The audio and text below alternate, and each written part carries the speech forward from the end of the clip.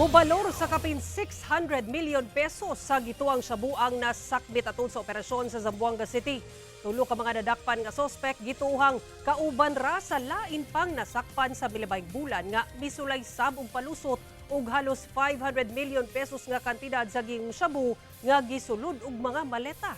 Nakaalerto si Efren Mamak.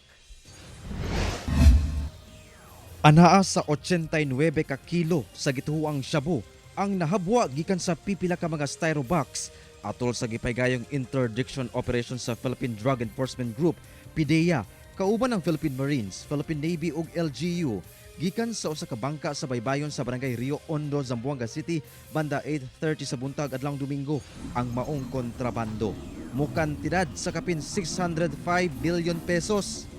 Dakpan dinhi ang tulo ka mga sospek. Usa niini nagedad og 53 nga taga Isabela City, Basilan, samtang ang 27 og 41 anyos taga Zamboanga City. Matud sa Police Regional Office 9, ang maong mga sospek posibleng kaubanan ra sa laing duha ka mga sospek nga nadakpan niadtong August 19 nga misulay og palusot og droga nga mikantidad og kapin 455 billion pesos nga gisulod og duha ka maleta.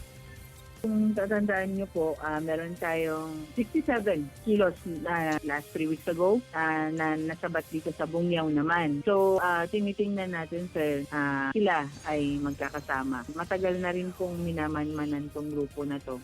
Gikustodiya na sa PNP ang maong mga sospek nga posibleng mag-atubang og kasong paglapas sa RA 9165 o Comprehensive Dangerous Drugs Act. Sumala sa PNP, ang Zamboanga City matud pa ang nahimong transshipment ni ini mga droga nga gikan sa mga lagyong lugar nga nakatakdang dalahon sa mga kasigbit nga lugar sa Region 9. Gusto natin dito pa lang sa atin, makuha na natin at hindi na nila ma-distribute. Kauban si Gary Balantay ug Bong Vicencio, Efren Mamak.